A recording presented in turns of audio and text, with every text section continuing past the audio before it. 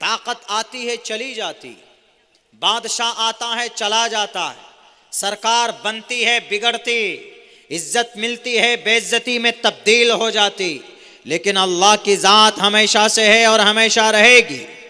अल्लाह का कलाम हमेशा से था, हमेशा रहेगा, to the day of judgement. क़यामत तक इसको कोई हिला नहीं सकता, इसको कोई बदल नहीं सकता।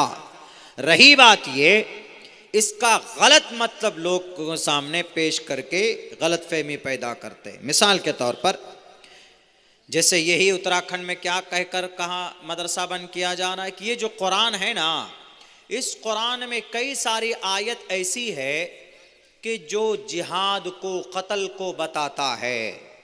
जिहाद का मतलब लड़ाई करना, ये मतलब पेश किया जाता है अमूमन मीडिया वालों के जरिए से कि जिहाद का मतलब तलवार लेकर लड़ना। जब जिहाद बोला जाता है तो इसका यही मतलब अमूमन समझ में आता है। लेकिन क्या जिहाद का मतलब सिर्फ यही है? और क्या कुरान जब जैसे ही नाजिल होना शुरू हुआ तब से ही मोहम्मद रसूलुल्लाह सल्लल्लाहु अलैहि वसल्लम को कहा कि आप तलवार उठाओ और मक्का के गलियों में निकल जाओ, जिहाद करो? गलत। पहली बात तो ये कि जिहाद है, लफ्ज़ जिहाद, इसका ये मतलब नहीं है तलवार लेकर जिहाद करना, मैदान में मुकाबला करना। जिहाद का मतलब लुग़वी माना कोशिश करना, स्ट्रगल करना, मेहनत करना। कोई आदमी है शराब पीने को मन करता है, डर जाता, नहीं पीऊंगा अल्लाह नाराज हो जाएगा, खूब कभी कभी मन करता है, गिलास के करीब चला जाता है, लेकिन अल्लाह के खौफ, अल्लाह को राजी करने का शौक है, अल्लाह से डरता है, नहीं पीता है, कोशिश करता है। जिना करने का मन कर रहा है, सारे मराहिल तय हो चुके हैं, अब करीब है कि वो इस फ़ैल को कर बैठे, लेकिन अल्लाह की रज़ा के लिए, अल्लाह की खुशनुदी हासिल करने के लिए नहीं करता। नफ्स है लेकिन उस नफ्स पर कंट्रोल करता है, तो ये जिहाद बिन नफ्स, struggle to save their soul, अपनी आत्मा को बचाने के लिए, अपने आप को गुनाह से बचाने के लिए कोशिश कर रहा है, तो जिहाद बिन नफ्स। उलमा है, कुरान की तालीम देते हैं, हदीस की तालीम देते हैं, जिहालत को खत्म करने की कोशिश करते हैं, चंदा करते हैं। धूप और पसीने में, धूप और गर्मी में पसीना टपकता है तब भी चंदा करते हैं। मदरसा चलाना है, मदरसा चलाना है, बच्चों को कुरान की तालीम देनी है, बच्चों को हाफिज बनाना है, हमेशा ये कोशिश रहती है। तो ये जिहाद बिल इल्म, जिहाद बिल इल्म, इसका मतलब बदलता रहता है। ज़ाइक़तुल मौत, हर जानदार को मौत का मजा चखना है। ऑल मस्ट टू डाई, हर किसी को मरना है।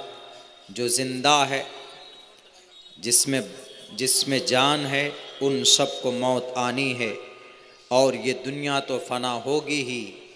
कुल्लु मन अलैहा फान, the world will be finished, everything will be destroyed, सारी चीज़ें ख़त्म होंगी मगर सिर्फ़ अल्लाह की ज़ात बाक़ी होगी। और मुसलमानों का इस बात पर अक़ीदा है कि मुसलमान मरेगा, मरने के बाद उसको दफन किया जाएगा।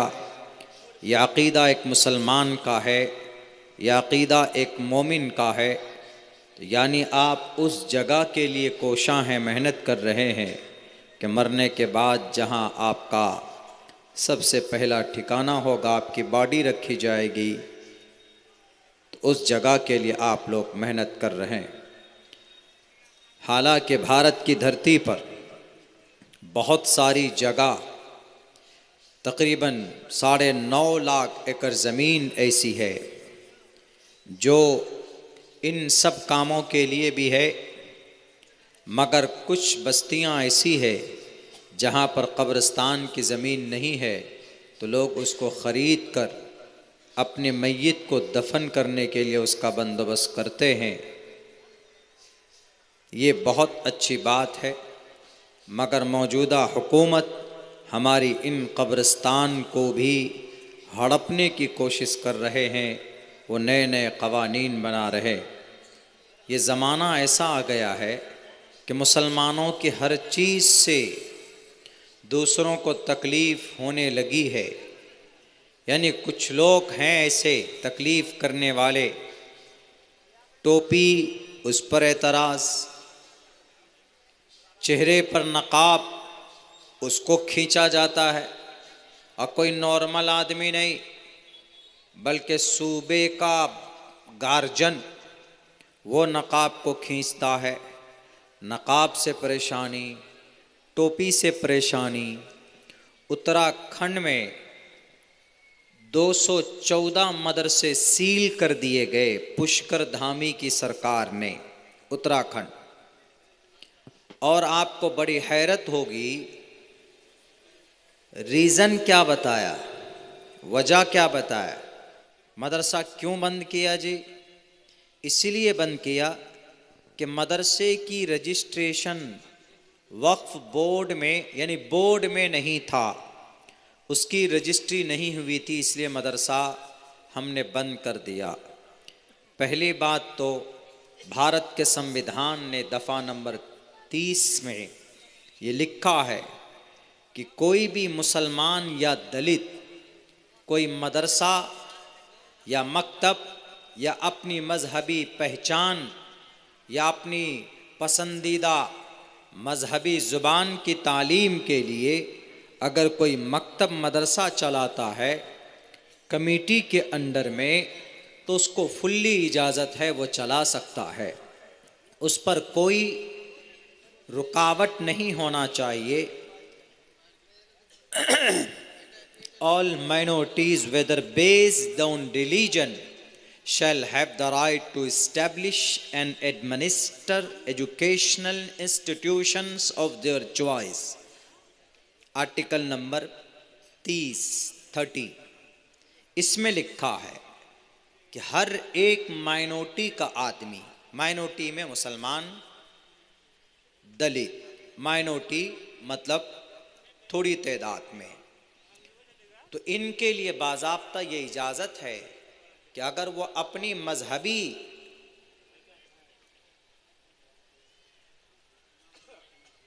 पहचान, मजहबी किताब की तालीम के लिए कोई मकतब मदरसा चलाएं तो चला सकता। तो वहाँ क्या कहकर बंद कर दिया कि नहीं नहीं, बोर्ड में रजिस्ट्रेशन नहीं था, और ये लोग इन मदरसों में जिहादी तालीम दे रहे थे, जिहादी, जिसकी वजह से मदरसा सील कर दिया गया। 214 मदरसे, एक इमाम साहब, एक मौलाना साहब अपने घर के ऊपर छत पे एक छोटा सा रूम बनाकर उसमें बच्चों को कुरान, नूरानी कायदा, कुरान सिखाने की तालीम दे रहा था, कुरान सिखा रहा था। वहाँ पर सरकार के लोग पहुँच गए और उन्होंने कहा कि दिखाओ इस रूम में क्या है।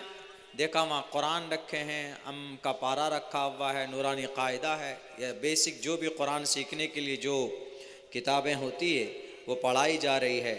तो उन्होंने कहा कि ये क्या है?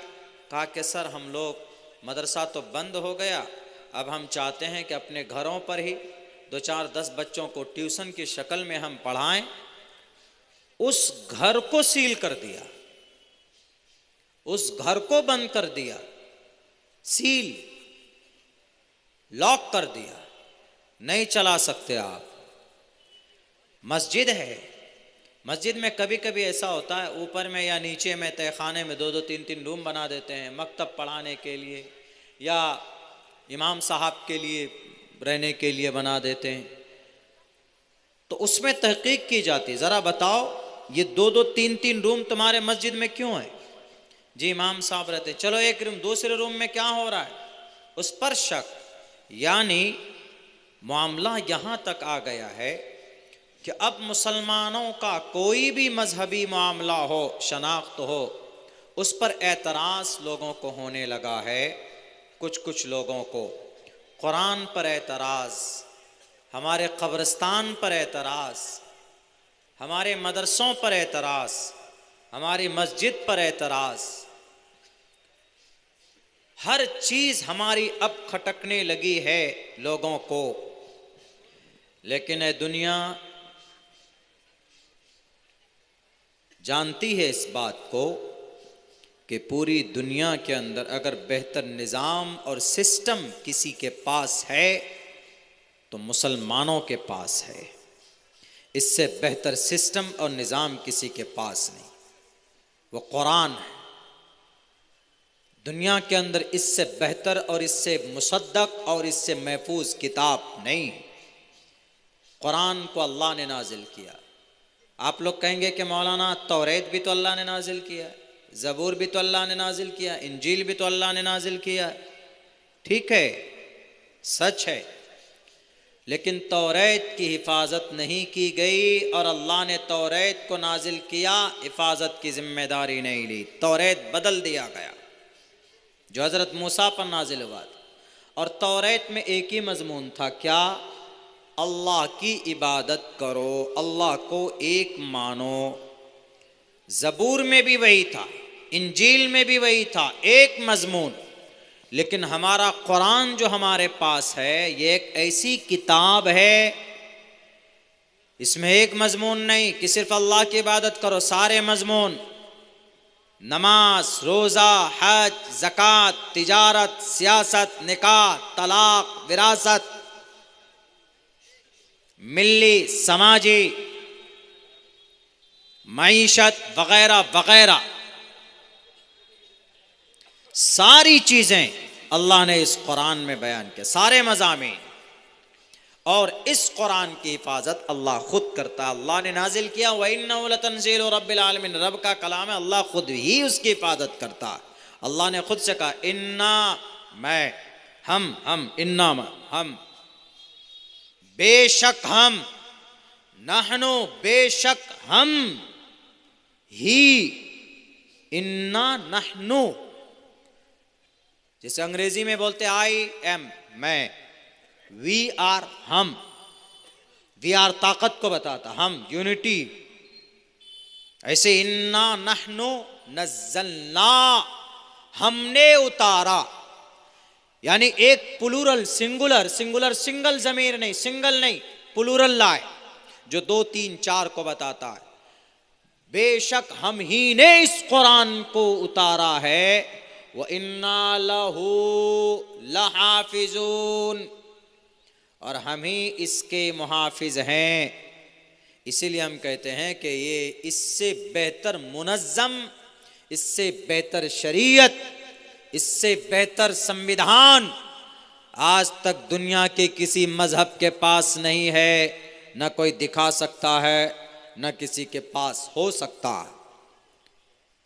इसीलिए मुसलमानों, दुनिया जो कहे कहने दीजिए, आप सच पर रहिए, आप जुड़े रहिए, आप डटे रहिए इस कुरान के साथ, इस शरीयत के साथ, तो इंशाअल्लाह दुनिया खुद ब खुद हार जाएगी।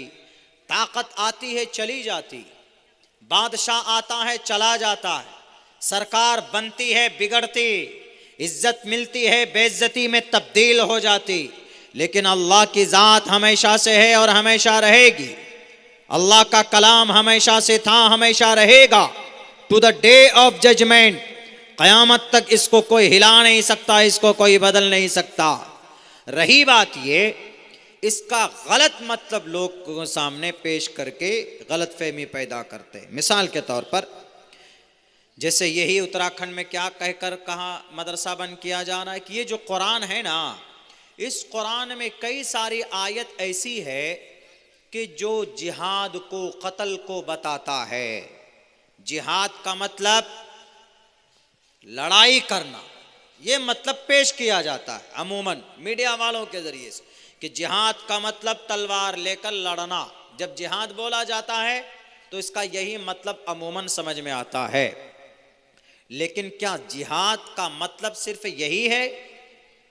और क्या कुरान जब जैसे ही नाजिल होना शुरू हुआ तब से ही मोहम्मद रसूलुल्लाह सल्लल्लाहु अलैहि वसल्लम को कहा कि आप तलवार उठाओ और मक्का के गलियों में निकल जाओ? जिहाद करो, गलत।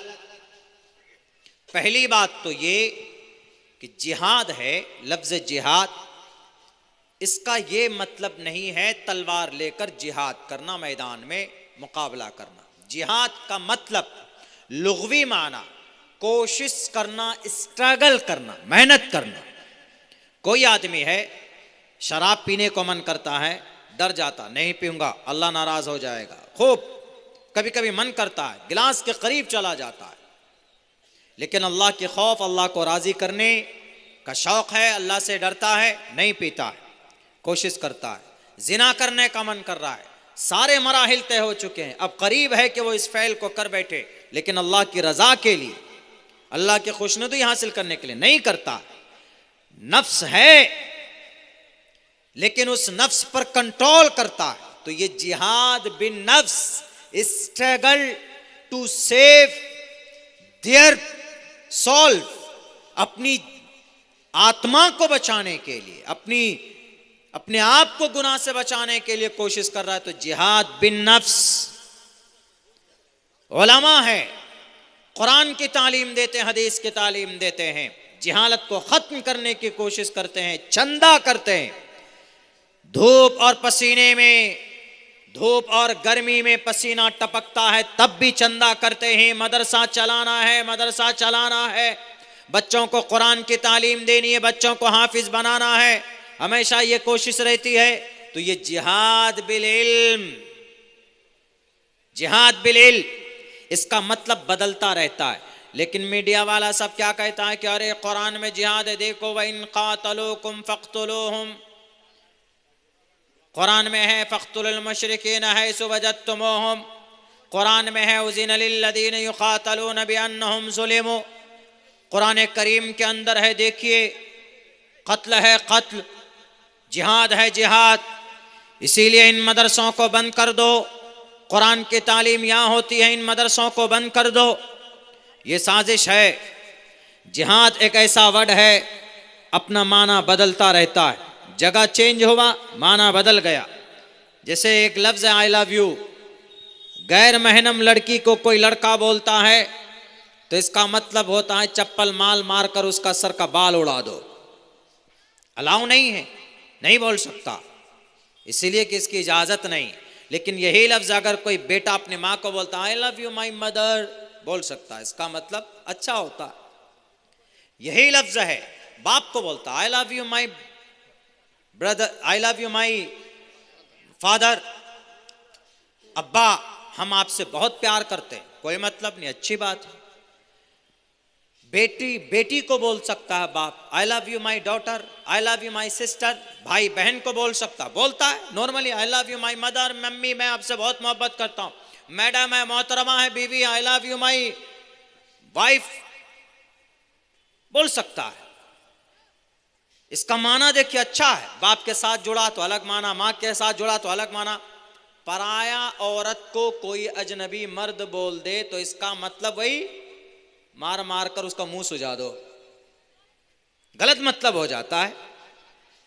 एक ही लफ्ज है, जगह बदला, मीनिंग बदल गया। ऐसे जिहाद है, समझाने के लिए बोल रहा हूं, ऐसी जिहाद है जब लफ्ज जिहाद रणभूमि के लिए इस्तेमाल हो, राक्षस सामने हैं, शत्रु सामने हैं, दुश्मन सामने हैं, वहां पर जिहाद करना, अपनी जान की रक्षा के लिए, इज्जत की हिफाजत के लिए, इज्जत व आबरू की हिफाजत के लिए, घर की हिफाजत के लिए, मुल्क की हिफाजत के लिए, वहां इसका मतलब होता है लड़ना, वहां इसका मतलब होता है गर्दन मारना। और ये चीज सिर्फ कुरान में है? नहीं है, सिर्फ कुरान में नहीं है, कुरान में तो है ही, कुरान हमारा मुसद्दक कलाम, हमारे कुरान को किसी की प्रूफ की जरूरत नहीं। लेकिन जो लोग एतराज करते, उनके ग्रंथ में भी ये बात कही गई, उनके ग्रंथ में भी, जैसे कुरान करीम के अंदर कब इजाजत दी गई? सबसे पहली आयत जो जिहाद के ऊपर है, उज़िन लिल्लज़ीना युक़ातलूना बिअन्नहुम ज़ुलिमू, मुफस्सिरीन ने इसकी वजाहत की है कि गालिबन यही सबसे पहली आयत है जिसमें क़िताल और जिहाद और लड़ाई, डिफेंस की इजाज़त दी गई सबसे पहले। वरना अल्लाह के नबी अलैहिस्सलातु वस्सलाम को नबूवत मिलने के 13 साल तक आप मदीना मक्का में रहे। 13 साल तक नबूवत मिली, 13 साल तक मक्के में इसकी तबलीग करते रहे। आपने या आपके सहाबा ने किसी पर कोई जुल्म ज़्यादती की, किसी पर तलवार चलाई, कोई जंग की नहीं की।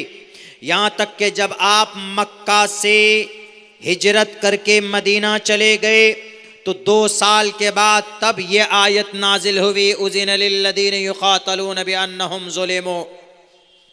लड़ने की इजाज़त दी गई उन लोगों को जिन पर जुल्म किया गया है। और किन से लड़ने की इजाज़त दी गई? जो जालिम है। ये मीडिया वाले क्या कहते हैं कि अरे मुसलमान कोई हिंदू को मार देगा, जिहाद कर देगा तो वो जन्नत में जाएगा, स्वर्ग मिलेगा। ए जाहिल मीडिया वालों, इस कुरान को समझना है तो हम जैसे तालिबे इल्म को 9 साल खर्च करना पड़ता है, इसके बारीक अल्फाज को जानने और समझना चाहते हो, एक एक लफ्ज की वजाहत चाहते हो तो मदरसे में जाना होगा। 1 साल 2 साल 3 साल तक ग्रामर को पढ़ना होगा, नहव को पढ़ना होगा, सर्फ को पढ़ना होगा। उसके बाद जो चीज़ें आपको कुरान की आयत से समझ में ना आए, बुखारी उठानी पड़ेगी, मुस्लिम शरीफ को उलटना होगा, अबू दाऊद में नज़र करनी पड़ेगी, तिरमिजी को उलट कर देखना होगा, तब जाकर आपको समझ में आएगा कि अल्लाह क्या कहना चाहता है। ज़ाहिरी लफ्ज़ को देखकर उस पर फतवा लगा देते हैं मीडिया वाले। क्या अरे कुरान में देखिए क्या कहा, उज़िन लिल्लज़ीन युक़ातलून बिअन्नहुम ज़ुलिमू, इजाज़त दी गई है लड़ने की कुरान में। लेकिन आगे नहीं देखते किन को इजाज़त दी गई? जिन बेचारों को घर से निकाल दिया गया, जिन बेचारों को तड़पा तड़पा कर मारा गया। अल्लाह के नबी अलैहिस्सलाम को नबूवत मिलने के 13, 14, 15 साल बाद तब लड़ने की इजाज़त दी गई। 15 साल के बाद, 15 साल के अंदर कहीं पर भी मोहम्मद रसूलुल्लाह सल्लल्लाहु अलैहि वसल्लम को डंडा उठाने की भी इजाज़त नहीं दी गई अल्लाह के तरफ से। और ये फिर वेदों में भी मैंने मंत्र पढ़ा, रुद्रवो गिरिवाशनैत पिशाच अव ब्रह्मा दुविशो जहितुवम तुर्यतरुषतः सत्यम विभाजनी। जहां शत्रु मिल जाए, शत्रु मतलब दुश्मन, राक्षस, दुश्मन भी नहीं, राक्षस मिल जाए, नास्तिक मिल जाए, राक्षस मिल जाए, वो भी राक्षस ऐसे नहीं राक्षस है कोई आदमी जालिम है, बहुत बड़ा डाकू है, लेकिन अगर उससे आपको नुकसान नहीं है तो आप उसको मार नहीं सकते, आपकी इजाजत नहीं मारने। अगर वह आपको नुकसान पहुंचा रहा है, आपके घर को नुकसान पहुंचा रहा है, आपको तकलीफ देना, आपकी जान को खतरा है उससे, तो वहां कहा गया अव ब्रह्मा दुविशो जही तुवम तूर्य तरुषतः सत्यम विभाजनी। तो ऐसे शत्रु का सर तन से जुदा कर दो जो ईश्वर को न मानता हो, ईश्वर का नास्तिक हो, लोगों को तकलीफ पहुंचाता हो, और उसका बचा हुआ माल आपस में बांट कर खा लो। ये बात वेद में कही गई। लेकिन ये जाहिल अनपढ़ लोग जो कुरान की तालीमात को नहीं जानते, अफसोस तो इस बात पर है कि वह अपने आप को कहते हैं कि हम अपने धार्मिक आदमी हैं, हम अपने धर्म और मजहब की बात करते हैं, लेकिन अपने मजहबी ग्रंथ को पढ़ते नहीं। यह कुरान किसी पर जुल्म करने नहीं आया, अल्लाह के नबी ने किसी पर जुल्म नहीं किया, किसी पर तशद्दुद नहीं किया। आपको मालूम है अल्लाह के नबी अलैहिस्सलाम को कितनी तकलीफ दी गई। कायनात में आज तक, इंसानी तारीख में आज तक किसी नबी या इंसान को इतनी तकलीफें नहीं दी गई जितनी जनाब मोहम्मद रसूलुल्लाह सल्लल्लाहु अलैहि वसल्लम को दी गई। रामचंद्र जी रावण को नहीं मारने गए, कौरवों के खात्मे के लिए पांडु नहीं खड़ा हुआ, दुर्गम राक्षस के खात्मे के लिए दुर्गे माता नहीं आई, भस्मासुर के से उसके जुल्म से पाक करने के लिए काली ने, दुर्गा माता ने काली का अवतार नहीं लिया। वैसे ही अबू जहल कौन सा दूध का धुला था, अल्लाह के नबी ने अबू जहल के जुल्म से, अबू जहल के तशद्दुद से, उसके गुरूर से और उसके जिद से अगर इस मिट्टी को पाक किया है तो इसमें कोई गुनाह नहीं। वो भी अल्लाह के नबी ने पेशकदमी नहीं की थी। अल्लाह के नबी को नबूवत दी गई, लोगों के पास जाते समझाते, या अय्युहन्नास क़ूलू ला इलाहा इल्लल्लाह तुफ़्लिहू, ये लोगों पढ़ लो कामयाब हो जाओगे। आप अलैहिस्सलाम मक्का में 13 साल तक, कुछ सहाबी थे, हज़रत बिलाल हबशी, उम्मे अम्मारा, हज़रत सुमैया, हज़रत खब्बाब, हज़रत ज़ुबैर, हज़रत अली, हज़रत उस्मान, हज़रत उमर फारूक, जिन्होंने इसको कबूल किया, उन पर कितना जुल्म हुआ। हज़रत खब्बाब को अंगारे जलाए जाते, उस पर लिटा दिया जाता। लिटाने वाला कौन? आज जिहादी कहने वाले कुरान को, नबी की सीरत को। ये अबू जहल इस उम्मत का फिरौन, इस उम्मत का राक्षस, इस उम्मत का अंधकासुर, इस उम्मत का कोरू, इस उम्मत का जालिम, इस उम्मत का करप्ट इंसान। वो बिलाल हबशी को तकलीफ दिया करता था। उनके चेले उतबा, शैबा, वलीद, हंजला, मुगीरा, ये सारे मुखिया थे। ये सब नबी के चाहने वालों को तकलीफ दिया करते थे। अंगारे जलाते, हजरत खब्बाब को लिटाया जाता, उनके पीठ से जो चर्बी पिघलती थी उससे अंगारे बुझ जाते थे। लेकिन नबी को जब आवाज पहुंचती, सहाबा जब पिट कर लुट कर परेशान होकर जख्मी होकर आते, अल्लाह के नबी यही कहते, सब्र करो, मैं अभी लड़ नहीं सकता, इंतकाम नहीं ले सकता। यही कहते। बिलाल हबशी को तकलीफ दी जा रही, सब्र की तलकीन करते। बीबी सुमैया को बीच से चीरा गया, लोगों के नजरों के सामने में। नबी ने इंतकाम की बात नहीं की, कहा कि सब्र कीजिए। और भी सहाबा तकलीफें दी गई, सब्र करो, सब्र करो। 3 साल तक एक पहाड़ी में शैब अबी तालिब है, उस पहाड़ी के अंदर बंद कर दिया गया, ना बाहर से खाना, ना अंदर से कोई बाहर आएगा। 3 साल तक बच्चे भूख से तड़प कर मरने लगे, माएँ सर पटक पटक कर मरने लगी।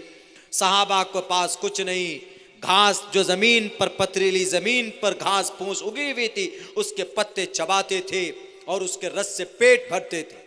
दरख्त के पत्तों को चबा चबा कर रहते थे 3 साल तक, 3 साल तक। लेकिन नबी ने इंतकाम की बात नहीं की। लेकिन आजकल ये जालिम लोग कहते हैं, अरे मजहब इस्लाम में तो जिहाद है, नबी ने जिहाद किया। इतनी तकलीफें बर्दाश्त कर कर अगर जिहाद अल्लाह के नबी चाहते तो उन राक्षसों से मुकाबला कर सकते थे। लेकिन नबी ने 3 साल की कैद-ए-बाश मशक्कत की जिंदगी गुजारी। अरे हमारे नबी जिस रास्ते पर चलते, कांटे बिछा दिए जाते। अगर आप किसी बिल्डिंग के नीचे से जाते, ऊपर से कोरा करकट डाला जाता था। इन तमाम जुल्मों के बावजूद आप अलैहिस्सलाम ने किसी से कोई जर्रा बराबर इंतकाम नहीं लिया। आपने सबको दरगुजर किया, माफ किया। जब 13 साल तक रहे, ऑर्डर हुआ अल्लाह के तरफ से कि आपको यहां से जाना है। आप और सहाबा आपके साथ घर छोड़कर, अपनी प्रॉपर्टी छोड़कर मदीना मुंतकिल हो गए, वहां पर गए। वहां जाने के बाद तब भी कुफ्फार मक्का, मुशरिकीन मक्का में से कुछ लोग ऐसे थे जो मदीने के यहूदी से मिलकर, मदीने के यहूदी से मिलकर, क्या रे हमने मोहम्मद को वहां से भगा दिया, उनके सहाबा को भगा दिया और तुम लोगों के पास तुम लोगों ने जगह दे दी। क्या तुम लोग बेवकूफ आदमी हो? तुम लोगों के पास दिल नहीं है? तुम इन गरीब, कमजोर, लाचार, बेबस को रखते हो अपने पास? शर्म की बात है, डूब मरो। कुछ यहूदी, कुछ मुशरिकीन मक्का के इन नालायक और मुशरिकों से मिल गए। उसके बाद साजिशें रचने लगे कि अब मोहम्मद को, उनके सहाबा को कैसे तकलीफ पहुंचाई जाए। जबकि नबी पाक अलैहिस्सलाम जब मदीना पहुंचे तो मदीने के यहूदियों से बात हो गई थी कि तुम हमसे मुकाबला नहीं करोगे, हम तुम्हारे खिलाफ नहीं लड़ेंगे। अगर हमारी किसी से लड़ाई होगी तो तुम उसका साथ, हमारे साथ रहोगे। ये बातें, ये गठबंधन हो गई। जब किसी बात पर सहमति हो जाती है तो उनको मानना पड़ता है। लेकिन अंदर खाना ये लोग कुछ लोगों से मिले हुए थे, उस वक्त इजाजत दी गई, उस वक्त अल्लाह की तरफ से ये कुरान करीम का आर्डर आया। कुरान में कहा गया उज़िन लिल्लज़ीना युक़ातलून बिअन्नहुम ज़ुलिमू फ़क़्तुलुल मुशरिकीन हैसु वजदतुमूहुम। इन मुशरिकों को जो साजिशें रचते हैं, इनको जहां पर भी पाओ उनको कत्ल कर दो, उनको मार दो। इसलिए कि साजिशें रचने वाले, इसलिए कि ये कौम और समाज के फिजा को खराब करने वाले, यह ऐसा मामला था, यह ऐसी बात थी। तब जाकर कुरान करीम की यह आयत नाजिल हुई। और जब सहाबा चले गए मदीने में, मजबूत हो गए, उस वक्त इजाजत भी दी गई। उज़िन लिल्लज़ीना युक़ातलून बिअन्नहुम ज़ुलिमू, जिन पर जुल्म किया गया उनको लड़ने की इजाजत दी गई है। उन लोगों से जिन्होंने जुल्म किया, जिन्होंने खब्बाब को मारा, जिन्होंने हजरत बिलाल हबशी के जिस्म में सुराख किए, जिन्होंने बीबी सुमैया के जिस्म के 2 टुकड़े किए, उनको लड़ने की इजाजत दी गई 15 साल के बाद में। मेरे भाइयों, दुनिया को यह समझना होगा कि जब राक्षसों का मारना पाप नहीं था, तो अल्लाह के नबी ने अगर रावण अबू जहल का खात्मा किया मैदान बद्र में, तो ये कोई गुनाह नहीं किया।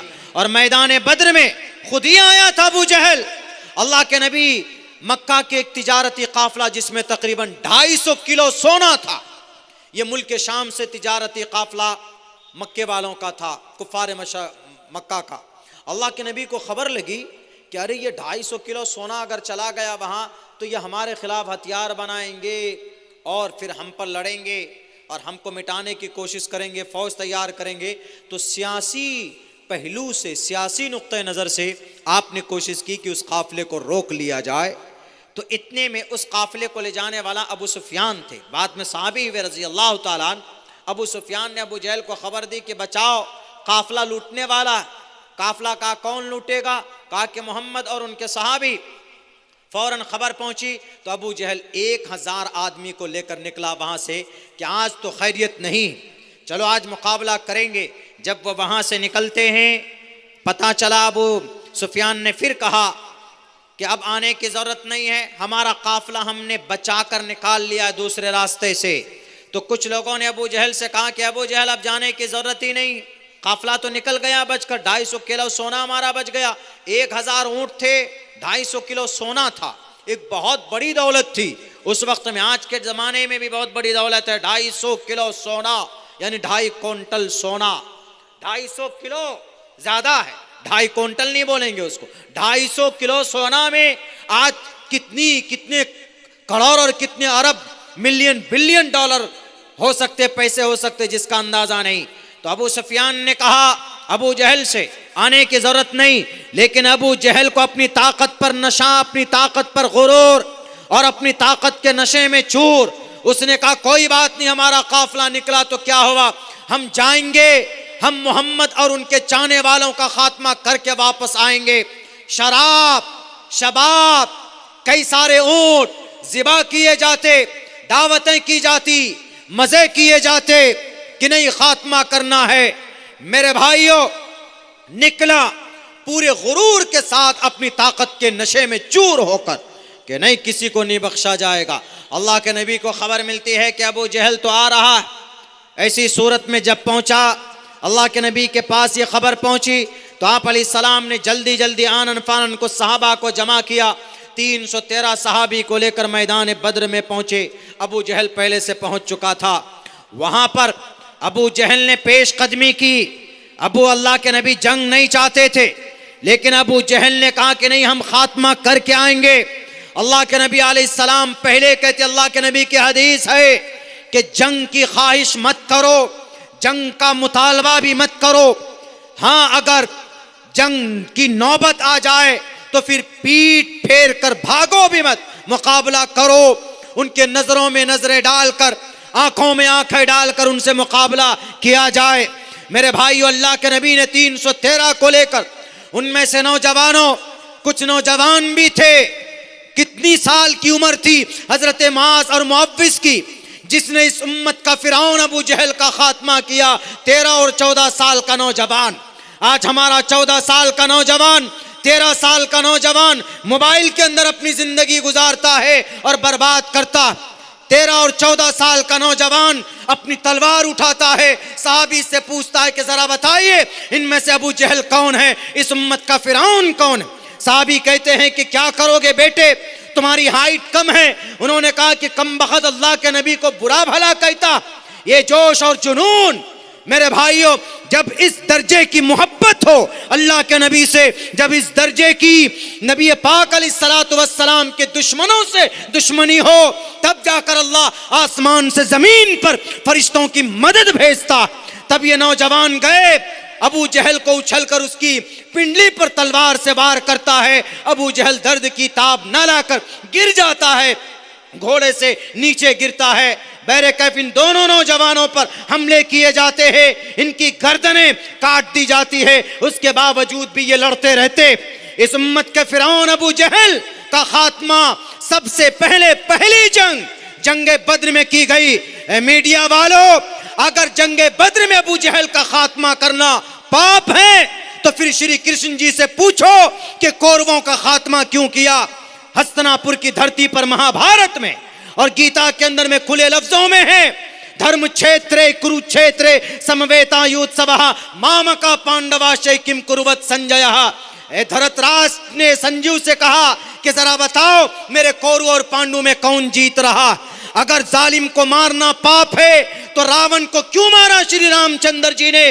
गिलहरी और बंदर और जनाब वानर सेना को लेकर जाकर लंका के रावण के पूरे किले को जलाकर भस्म किया। अगर रावण को, अगर राक्षसों को मारना पाप है तो दुर्गे माता से पूछा जाए कि तुमने दुर्गम राक्षस का वध क्यों किया। लेकिन ये साफ वाजे है, वेदों में है, खुले लफ्जों में है कि रुद्रवो गिरीवा अश्रयत पिशाच अव ब्रह्मादुविशो जही तुवम तूर्य तरुष्यतः सत्यम विभाजनी। सत्यता को स्थापित करने के लिए अगर राक्षस सामने आ जाए तो उसका वध करना जरूरी होता है। मेरे भाइयों, मेरे साथियों, ये हैं वो सारी बातें जिसका ताल्लुक शास्त्रों से है, जिसका ताल्लुक, जिस पर एतराज़ है वह हमारा कुरान है।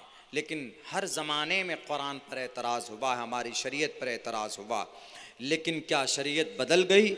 अल्हम्दुलिल्लाह शरीयत नहीं बदली है। आज भी वही 5 वक्त की नमाज फ़र्ज़ है। लोगों ने इतनी पिटिशन और पीआईएल दाखिल किया सुप्रीम कोर्ट, हाई कोर्ट में कि कुरान करीम से ये आयत निकाल दीजिए, कुरान करीम से ये लफ्ज़ निकाल दीजिए। लेकिन निकालने वाले चले गए, निकालने वाले चले गए। कुरान भी, शरीयत भी, हमारी नमाज भी और हमारे शनाख्त भी आज बाकी है। वो अलग बात है कि हमारी शनाख्त से कुछ लोगों को तकलीफ़ होती है। जैसे हुई बिहार के सीएम को, बिहार के सीएम ने एक बेटी डॉक्टर मुस्लिम महिला नुसरत परवीन, अजीब बूढ़ा खड़ूस आदमी, इस उम्र में पता नहीं क्या शौक, शादी कर लीजिए। अब उनको आप इज्जत भी दे रहे हैं और बेइज्जत भी कर रहे हैं, तकलीफ में डाल रहे हैं।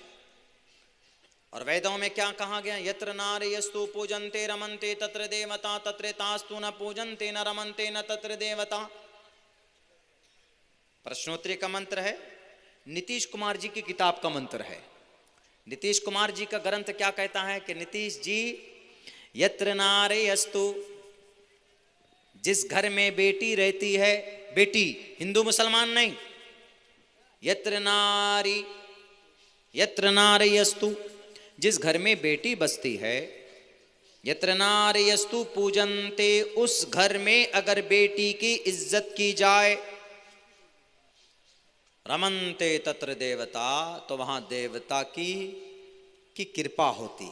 देवता, देवता मतलब ईश्वर, ईश्वर की कृपा होती। तत्र, इसका उल्टा है फिर, तत्र तास्तु न पूजन्ते न रमन्ते न तत्र देवता। जिस घर में बेटी की इज्जत नहीं होती उसकी बेइज्जती होती है। जैसे मिस्टर नीतीश कुमार ने पकड़कर झटका, ज्यादा ही शौक था मिस्टर सीएम साहब, तो आप बोलते कि मैडम डॉक्टर साहिबा आप चेहरा खोल दीजिए, तब पकड़िए। हम चाहते हैं कि हम आपको सर्टिफिकेट दे रहे हैं तो कम से कम फोटो में आपका रिकॉर्ड रहे। एक जो तरीका हो सकता था बोल सकते थे। हालांकि बुर्का, लिबास, यूनिफॉर्म ये फंडामेंटल राइट है। मैं शेरवानी पहनता हूं, मुझे कोई नहीं रोक सकता। मैं टोपी पहनता हूं, मुझे कोई नहीं रोक सकता। फ्रीडम ऑफ कॉन्शियंस है।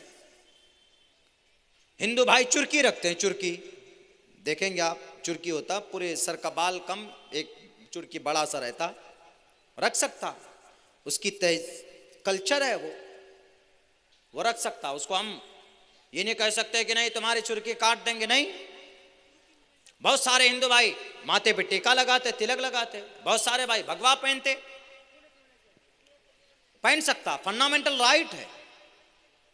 देश की, देशवासी को बुनियादी आजादी, क्या खाएगा, क्या पहनेगा, क्या करेगा, कोई नहीं रोक सकता।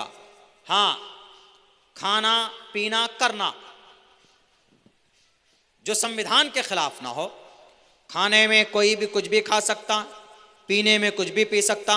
हाँ, जैसे अल्कोहल नहीं पी सकता, बिहार के अंदर में बिहार सरकार ने बैन कर दिया। अब उस बेटी ने अगर नकाब पहनकर, अब इसमें से कुछ मीडिया वाले कूद गए, अरे नहीं नहीं, उस बेटी को औरत मर्द के मकाम तक लाना था, इसलिए चूंकि अभी बराबरी नहीं हुई थी, उसको बराबरी का दर्जा दे रहे थे, उसको कामयाब कर रहे थे। अरे वो इतनी कामयाब थी, उसको डॉक्टरी की डिग्री मिल गई, उसको ज्वाइनिंग लेटर दे रहे थे। जब कामयाब हुई तब ना, कामयाब हुई तभी उसको बिहार का सीएम उसको लेटर दे रहे हैं कि बेटी तुम कामयाब हो, अब तुम फला तारीख से ज्वाइनिंग करो बीएमसी पटना सदर के अंदर, पटना सदर हॉस्पिटल में। कामयाब हुई तब ना, वह आज तक बुर्के के अंदर रहती हुई आई है, नकाब उसके चेहरे से कभी नहीं गया। और नकाब पहनना ये भारत के संविधान के तहत उसकी आजादी, freedom of conscience. Mister Nitish Kumar साहब और उनके गुर्गे और उनके चेले जितने भी हैं, ये गिरिराज सिंह जिनका दिमाग खराब हो गया, वो कहते हैं कि बुर्के में रहकर, पर्दे में रहकर आप डिग्री नहीं ले सकते। पर्दे में रहकर, पर्दा हमारा शिआर है, पर्दा हमारा ऑर्डर है, पर्दा हमारा कुरान का हुक्म है। मुशर्रा लिबास में अहादीस की 70 हदीसें मौजूद है, हम कभी भी नहीं छोड़ सकते इसको। और अगर कोई पर्दा, अगर कोई बुर्का या कोई नकाब पहनकर अगर कोई नौकरी करना चाहती या कोई पढ़ाई करना चाहती, तो क्या उसके लिए जरूरी, उसके लिए कोई कानून है कि नहीं अगर ये बुर्का पहने? अब तो सुप्रीम कोर्ट ने भी इजाजत दी थी कि नहीं, अगर कोई कॉलेज के अंदर अगर कोई स्टूडेंट अपने हिसाब से स्कार्फ और बुर्का पहनकर या नकाब लगाकर आए तो उसको इजाजत है, उसके ऊपर फोर्स नहीं किया जा सकता। और दुनिया के लोगों सुनो, हमारे कुरान से बढ़कर हम शरीयत के पर अमल करने के लिए पैदा किए गए।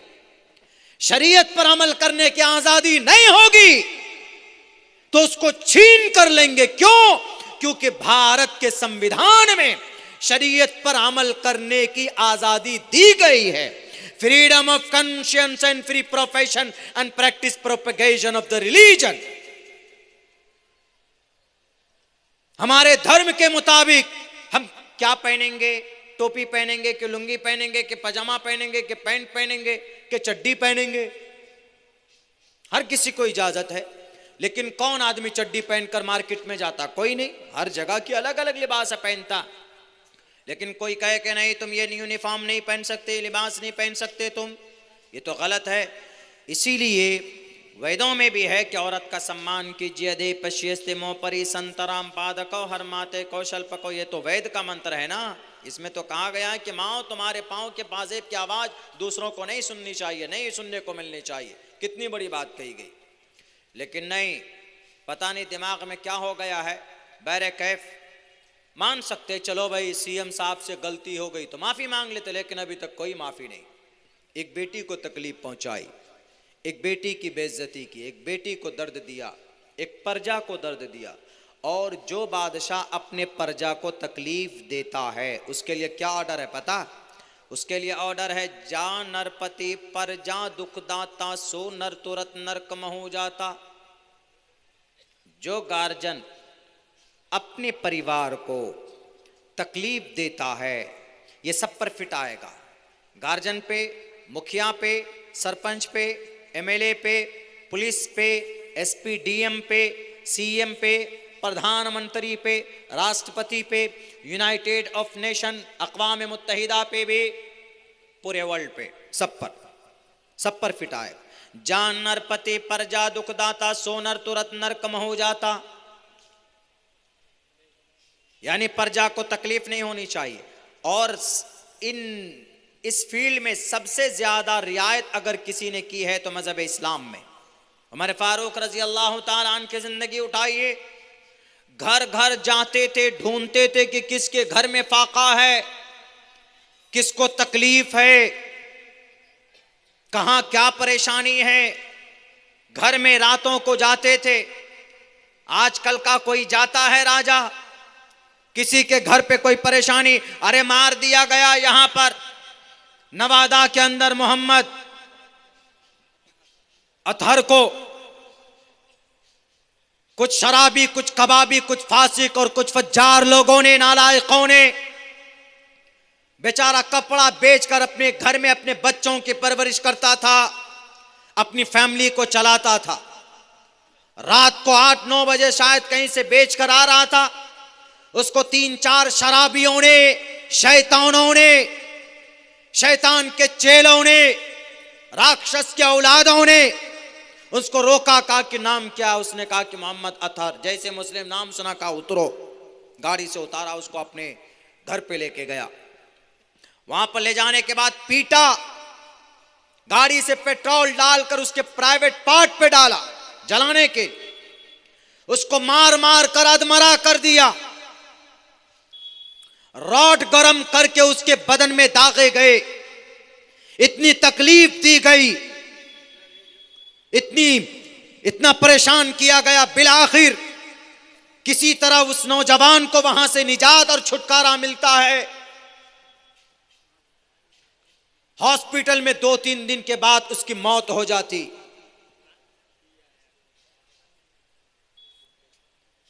कोई आया, बड़ी बड़ी बातें करते हैं, इलेक्शन का टाइम आएगा तो मैं तुम्हारा हूं, मैं तुम्हारी आवाज बुलंद करता हूं। आज किस बिल में छुपे हुए हो नालायकों? आज क्यों नहीं निकलते मोहम्मद अतहर के लिए? आज क्यों तुम्हारी जुबानें गुंग है? क्यों नहीं वो उन तमाम नेताओं को कहना चाहता हो, किसी भी पार्टी से हो, किसी भी दल से हो, जो वोट का वो वक्त आता है तो मैं तुम्हारी मस्जिद की बात कर रहा हूं, देखो तुम्हारे मदरसे की बात कर रहा हूं, तुम्हारी टोपी की बात करता। इस कौम को बात की जरूरत नहीं है, इस कौम को मदद की जरूरत है। मोहम्मद अतहर के बच्चे यतीम हो गए, उन बच्चों की परवरिश की जिम्मेदारी कौन लेगा? ये झूठे नेता कहां गए? उनके घर की परवरिश उनकी मां है, उनकी बीवी है, पूरी जिंदगी उसकी फैमिली के सामने में एकदम बिल्कुल बिना गार्जियन के पड़ी हुई। कौन उनकी मदद करेगा? कोई नहीं। सबको कहना चाहता हूं, सबको, क्या एक्शन लिया गया? कुछ नहीं। यहीं पर होते अबू बकर सिद्दीक, यहीं पर होते उमर फारूक रजी अल्लाह ताला, दर्रा चलता भी, कोड़े चलते। और अबू उमर फारूक रजी अल्लाह ताला जाते घर पर, अपने कंधे पर अनाज लेकर जाते। तारीख गवाह है, उमर फारूक रजी अल्लाह ताला अन्हु ने 22 लाख मुरब्बा मील की धरती पर हुकूमत की और अपनी पूरी जिंदगी के अंदर जब तक ये खलीफा रहे, कोशिश यही रही कि किसी भी इंसान को भूखा ना रखो, ना रहने पाए, और किसी इंसान को मेरी जात से तकलीफ ना पहुंचे। मेरे भाइयों, आजकल के ये लोग तो खामखा डुगडुगी बजाते, लेकिन कोई किसी की मदद के लिए नहीं आता। बस जब वक्त आएगा नहीं नहीं बताओ तुम, मेरे अलावा कौन है तुम्हारा? कोई नहीं है, कोई नहीं है, इसीलिए मुझे ही तुम कुर्सी पर बैठाओ। बैरे कैफ क्या कहा गया इसमें? जान नरपति पर जा दुखदाता, सो नर तुरत नरकम हो जाता।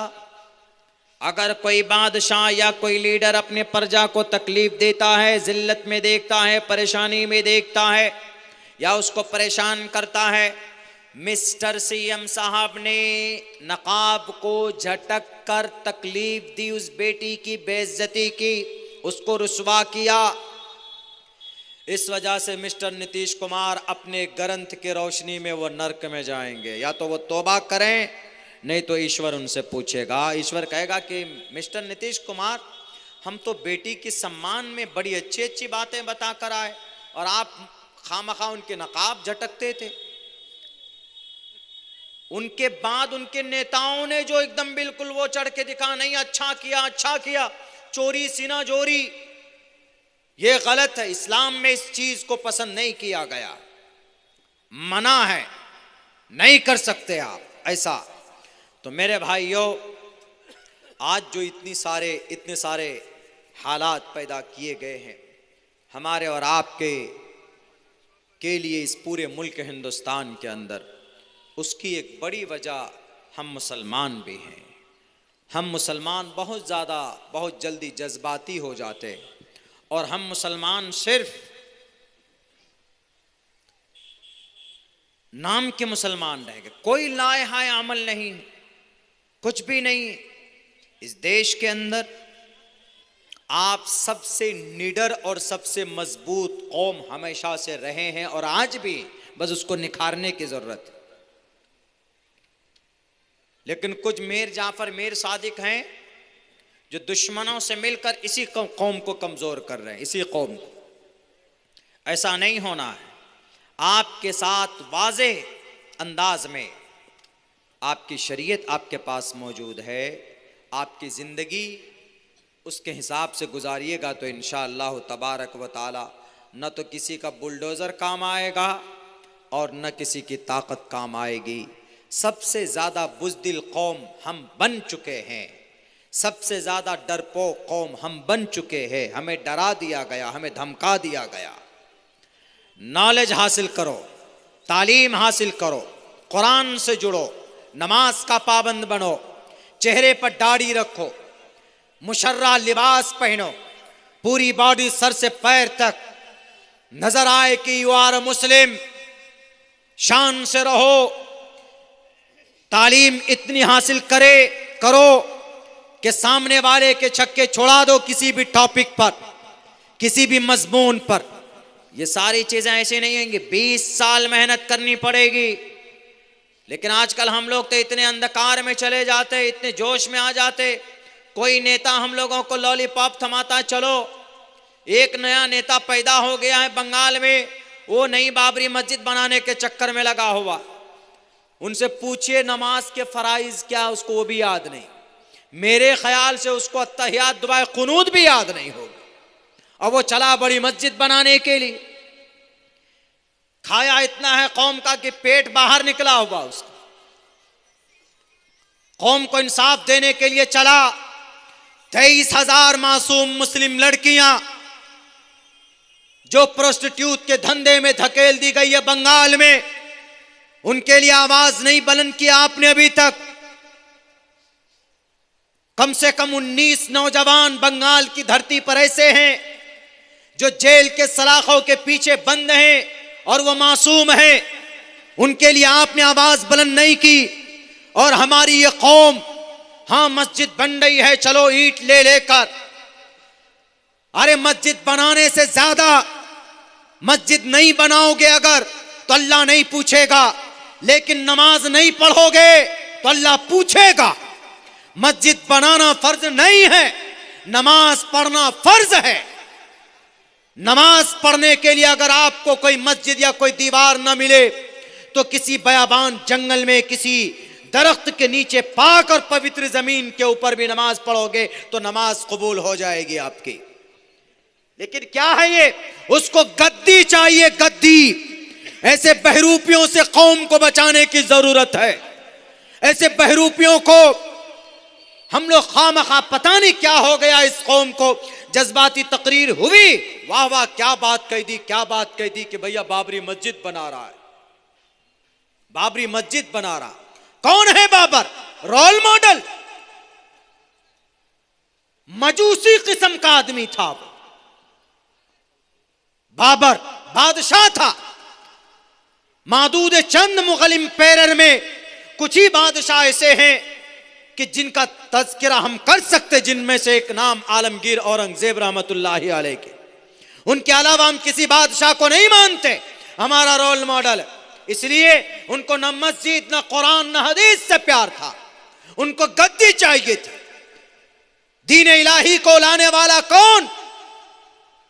अकबर बादशाह, मुस्लिम था, हदीस से मोहब्बत थी, लेकिन आखिर वक्त में इनके दिमाग में ऐसा भूसा भरा कि एक तरफ ये कहा कि हिंदू धर्म भी अच्छा है, क्रिश्चियन भी अच्छा है, इस्लाम भी अच्छा, दोनों तीनों को मिला करके एक धर्म बना दिया, दीन इलाही, दीन अकबरी। कौन था अकबर? मुस्लिम बादशाह था, मुस्लिम बादशाह। शेख अब्दुल नबी इनके शेख, हदीस के जानकार थे, लेकिन अमानतदारी से काम नहीं लिया था। इसीलिए हमारा रोल मॉडल कोई बादशाह नहीं। मस्जिद का नाम रखना है तो मस्जिद अब्दुल्ला रखो, मस्जिद का नाम रखना है तो अम्मा आयशा के नाम पर रखो, मस्जिद का नाम रखना है तो किसी सहाबी के नाम पर रखो।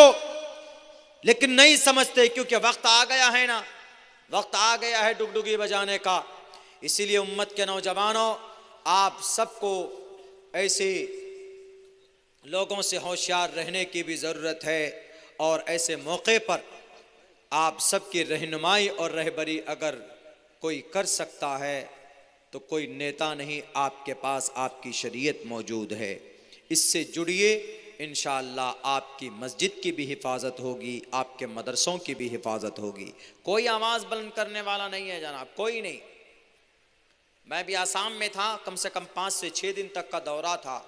वहाँ हम कई मदरसों में गए, अभी की बात, बिल्कुल जस्ट इसी महीने में हम गए कई मदरसों में। हमने जा करके पूछा कि भाई सुना है कि यहाँ 1303 मदरसे कन्वर्ट करके स्कूल में बदल दिया। 1300, मामूली 1303 मदरसे। हमने कहा ऐसा क्यों हुआ? यहाँ के नेताजी ने आवाज़ क्यों नहीं उठाई? उन्होंने कहा कि वो नेताजी इसलिए आवाज़, जो मुसलमानों के नेता हैं वहाँ के, उन्होंने आवाज़ नहीं उठाई। बोला मौलाना उनकी कोई मजबूरी है। हमने कहा थे आप लोगों ने कहा कि भाई डंडा चला है सब पर, हम लोग मजबूर हो गए, हम लोगों ने भी देखिए हमारे मदरसे चेंज कर दिए गए। यानी उनमें से वो जो बोर्ड के मदरसे थे जिनको ग्रांट दिया जाता था, अब वहाँ उन मदरसों के अंदर उनकी मर्जी के मुताबिक सिलेबस और निज़ाम तय किया गया है। जहाँ कुरान पढ़ाया जाता है तो वहीं पर वो लोग गीता भी पढ़ाते हैं। बल्कि बाज़ जगहों पे तो कहा कि कुरान के ऊपर में बहुत सारे इल्ज़ामात है, बहुत सारे आरोप है, इस कुरान को बंद कर दो, गीता पढ़ाएंगे। गीता में अच्छी बात है, हालांकि गीता के पहले मंत्र में जंग है, जिहाद है, धर्म क्षेत्रे कुरुक्षेत्रे समवेतायुत्सवः मामका पांडवाश्चै किम कुर्वत संजयः। जंग है। कुरान की पहली आयत में क्या है? पहली सूरह फातिहा, अल्हम्दुलिल्लाहि रब्बिल आलमीन, ईश्वर की, अल्लाह की तारीफ हो रही है। अल्हम्दुलिल्लाहि रब्बिल आलमीन, तमाम तारीफ उस रब के लिए जो दोनों जहान का पालनहार है। अर्रहमानिर रहीम, मालिकी यौमिद्दीन, इय्याका नअबुदु व इय्याका नस्तईन, इहदिनस सिरातल मुस्तकीम, सिरातल लज़ीना अनअमता अलैहिम गैरिल मग़ज़ूबि अलैहिम वलद्दाल्लीन। पूरी सूरह फातिहा पढ़ी, यहाँ तक कि आप सूरह बकरा की एक रुकू पढ़ लीजिए, अलिफ लाम मीम ज़ालिकल किताबु ला रैब फ़ीहि हुदल लिल मुत्तक़ीन अल्लज़ीना युमिनूना बिल ग़ैबि व युक़ीमूनस सलाता व मिम्मा रज़क़नाहुम युनफ़िक़ून। पूरी सूरत पढ़ लीजिए, एक रुकू तक पढ़ लीजिए, कहीं पर भी एक लफ्ज़ जंग, लड़ाई, मार पर नहीं है। सूरह फातिहा में तो अल्लाह की बड़ाई है, फिर एक दुआ है, फिर पनाह मांगी गई है मग़ज़ूब कौम से, भटके हुए कौम से। इतना अच्छा पैगाम इस कुरान का। एक दो आयतें उनकी समझ में नहीं आए तो इसी पर इल्ज़ाम लगा दिया कि कुरान बंद करो। इसीलिए मुजरिम हम लोग भी, हमारे स्कॉलर भी कुछ न कुछ चूक उनसे हुई, हमारे दानिश्वरों से। कुरान में जो मज़ामीन है जिसके ऊपर ऑब्जेक्शन हो सकता, उसको दूध का दूध पानी के पानी तरह करके पेश करना चाहिए लोगों के सामने। जैसे फकुलु मिम्मा गनिमतुम, इस आयत का तर्जमा क्या करते हैं हिंदू पता? देखिए कुरान में है हिंदू का माल लूटो और खाओ, फकुलु खाओ, मिम्मा गनिमतुम लूट कर। कितना गलत तर्जमा, और इसमें हिंदू अपनी तरफ से मिला देते हैं। फकुलु फेले अमर है, खाओ। अकल याकुलु, अकलन के माने खाना, फकुलु पस खाओ। मिम्मा गनिमतुम, गनम यगनिमु के मतलब जो माल तुमको मैदाने जंग में जीता है तुमने, वो माल को तुम खा सकते हो। ये तर्जमा है। लफ्ज़ हिंदू कहीं नहीं और लफ्ज़ लूट कहीं नहीं, लेकिन इसका क्या तर्जमा करते हैं लोग? विश्व हिंद परिषद के नौजवानों के दिमाग में भरा गया कि कुरान की ये आयत का ये मतलब है। तो अब हमारी क्या जिम्मेदारी बनती है? हमारी जिम्मेदारी ये बनती है कि इस आयत का ये मतलब नहीं है।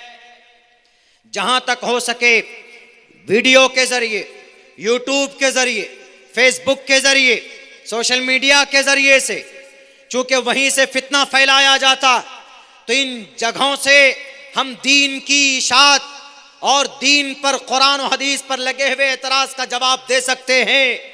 बिल्कुल ममानियत नहीं है। हालांकि कुछ लोगों ने एतराज किया कि वीडियो नहीं बनना चाहिए, लेकिन कुछ लोग क्या जो कुरान को बदनाम कर रहे हैं वीडियो बनाकर, तो उसको उसी जगह से जवाब दे सकते जबकि इसकी इजाजत है। तो फकुलू मिम्मा गनिमतुम का तर्जमा क्या करेंगे आप? कैसे समझाएंगे?